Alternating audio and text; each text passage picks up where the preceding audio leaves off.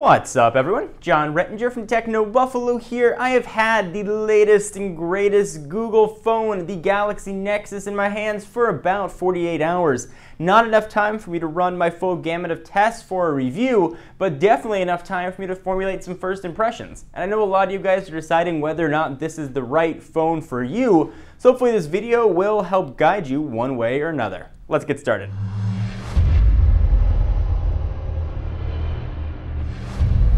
Alright, so I've broken this video down into 3 parts: the good, the bad, and a conclusion. Let's go ahead and start with the good, and that is this gorgeous 4.65 inch screen with a resolution of 720 by 1280. This is the best screen I have ever seen on a phone. Text is absolutely gorgeous on here. I was worried that the resolution was going to be so high that I wasn't going to be able to read the text. Not a problem at all. It is extremely sharp. I have not seen an ounce of pixelation on this screen. It is absolutely gorgeous. One of the best and most pleasant surprises about the screen was that it doesn't have that AMOLED bluish hue that we've seen on some old other Samsung devices. The whites look very white, the blacks are very black. Text in particular looks absolutely beautiful. Images on here as well also look absolutely outstanding. They are beautiful and vibrant. And watching video on here is an absolute pleasure. On a screen with a resolution of essentially a 720 screen, it is absolutely incredible.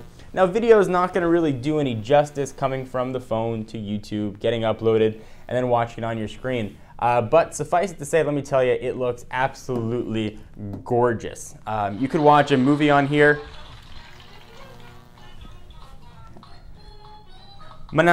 Without any sort of problem at all. Things just look absolutely beautiful. A little bit of an homage to the Muppets if you haven't gone and seen that movie. It's absolutely tremendously done and very entertaining and uplifting. You'll leave the movie feeling happy.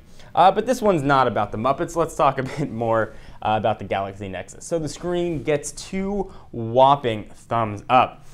Generally in phone reviews, I try not to focus that much on the operating system because generally it's an operating system that we've seen before. But we haven't seen this one before, so there's a lot to talk about.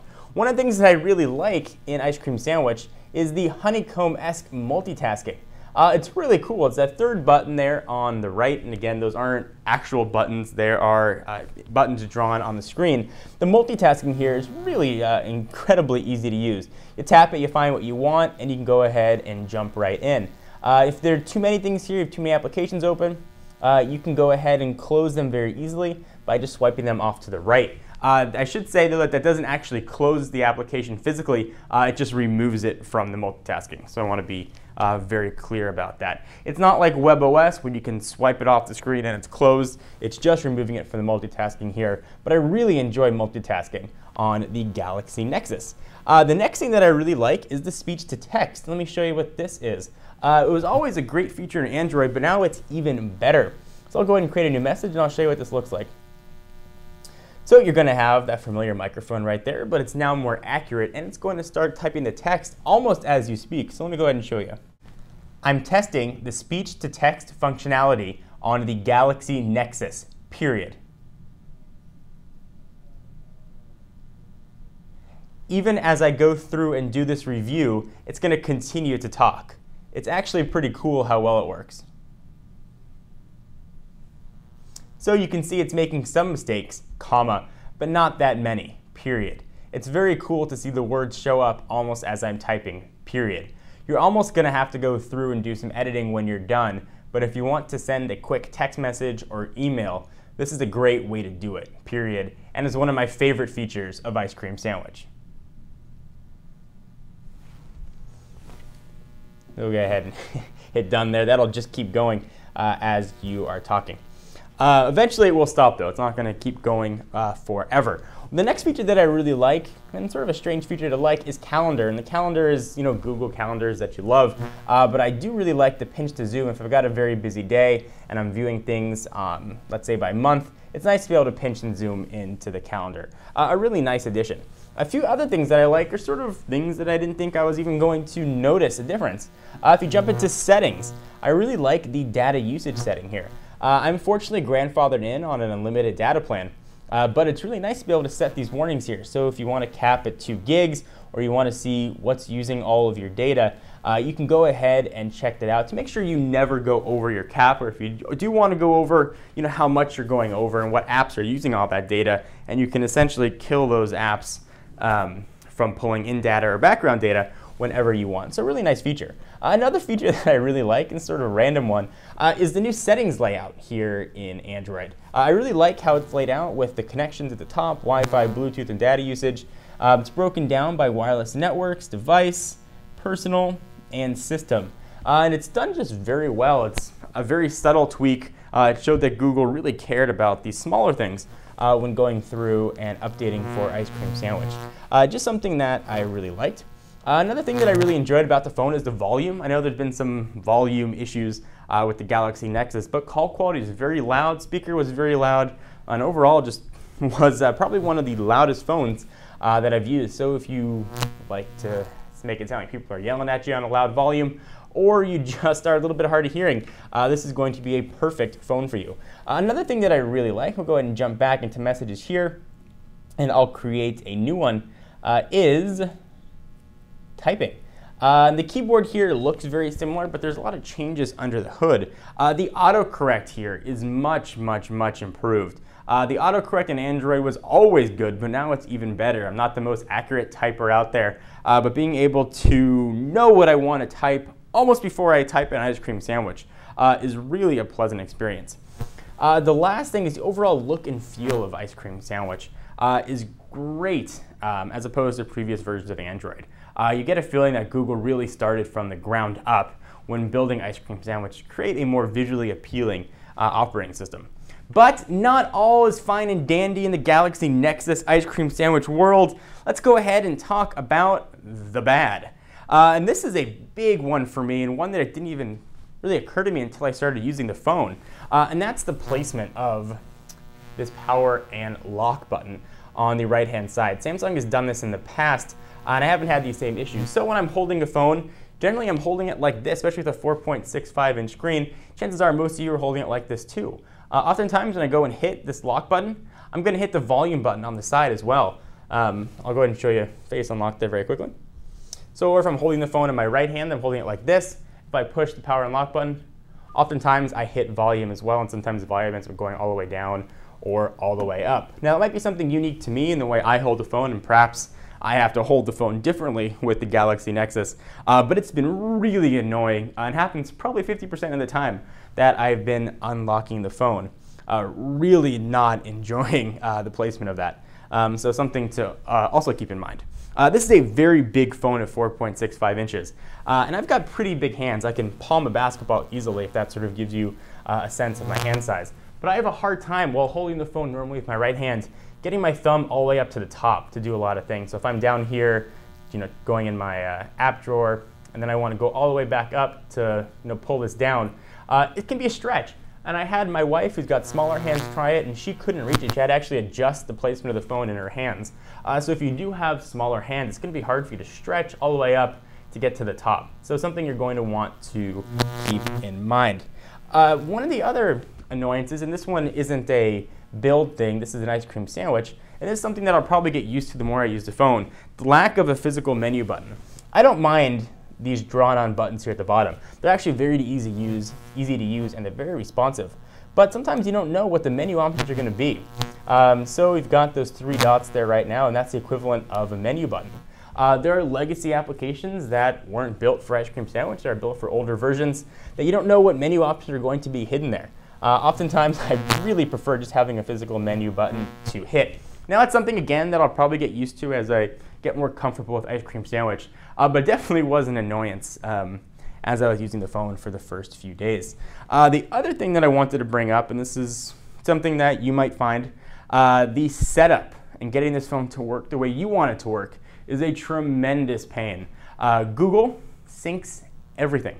It syncs books, it syncs contacts, now it syncs music, even stuff that you don't want it to sync, especially if you have 3 or 4 or 5 accounts set up like I do, was very difficult. Now to Google's credit, they have given you controls over what's going to sync or not sync, which previous versions of Android really did not. So you can show what contacts you want to show. It's not going to just pull in all of your people you've ever emailed from your Gmail account. So that is very nice, but setting everything up and getting everything to work just the way I wanted it to took a very long time, in the almost 3-hour range of trial and error. So if you're more familiar with Android, or maybe it's going to be your 3rd or 4th ice cream sandwich phone, you've got settings backed up, you wouldn't have to experience that. But for someone who's maybe new to Android and isn't familiar with the operating system, you're going to have quite a bit of a learning curve trying to get things set up to get it to work the way you want. And the next thing, and something you saw a bit earlier, is Face Unlock.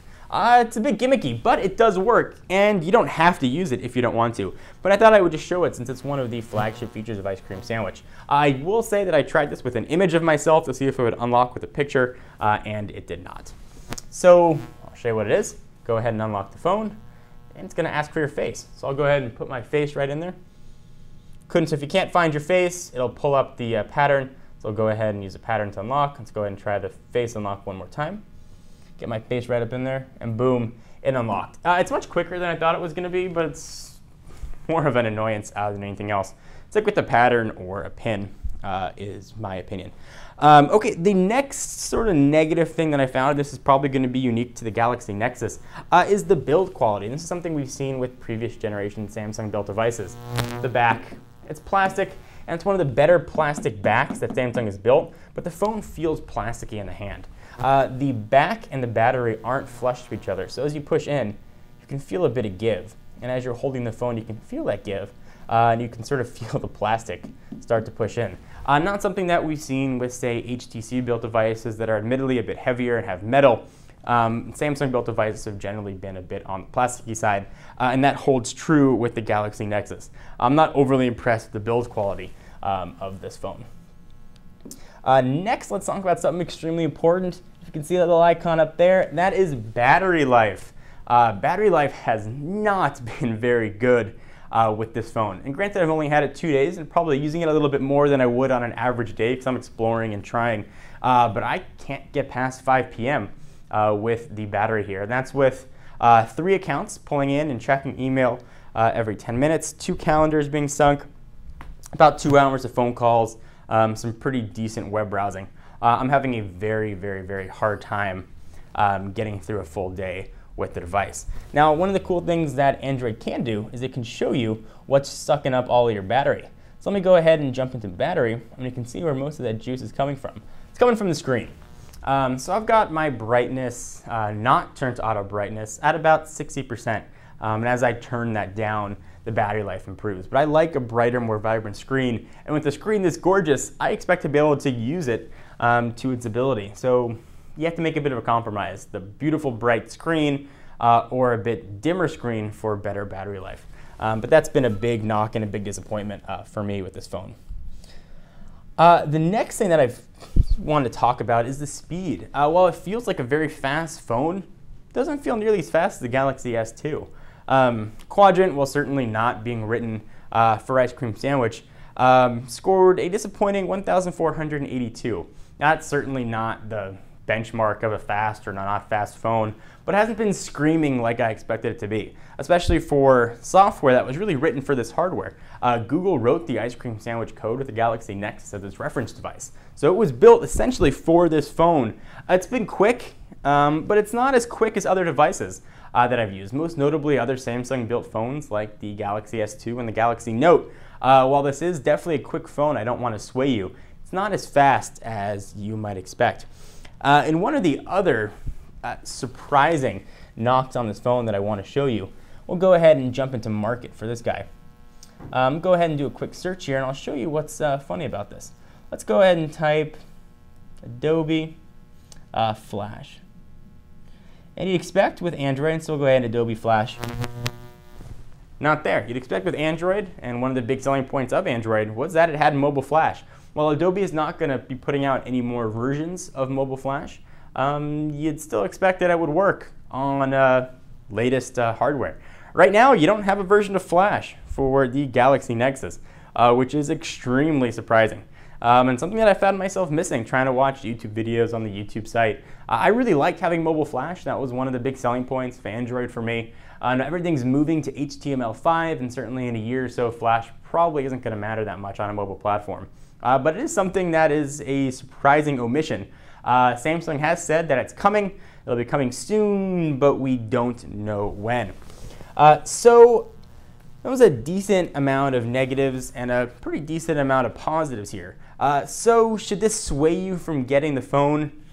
You might want to give it a second look before you go and pick up an unlocked version. It's great on the GSM side that it's pentaband, so it can work with AT&T or T-Mobile's 3G, 4G, HSPA plus networks without any problem. And it's the same phone that's going to be able to do that. And it's going to be great that it can run on Verizon's 4G LTE network, but a lack of mass storage when you plug it in or expandable memory, no micro SD card here, is a bit disappointing. If I had to pick an Android phone right now that I wanted to use, it wouldn't be the Galaxy Nexus, surprisingly. This is a phone that I was most excited to use. It would probably be the Droid Razr or the HTC Resound. You have a bit of an older gingerbread operating system, but it's been optimized so nicely and really translates to an extremely fast experience. And I might also pick the Galaxy S2 in there as well. You might be better off waiting for an update to come for the Galaxy Nexus to get a little better software improvements, get some flash in here.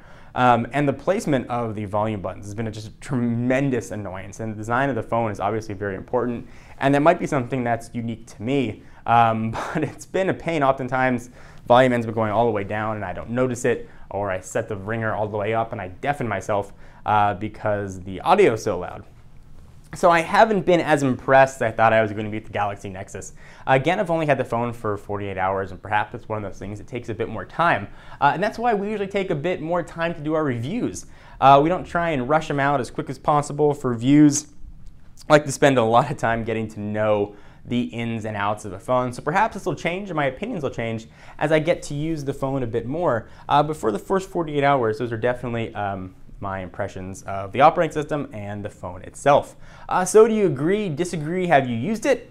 Leave your comments down below if you've used the phone. I'd like to know why you agree or disagree. If you haven't used the phone, why you think you might agree or disagree.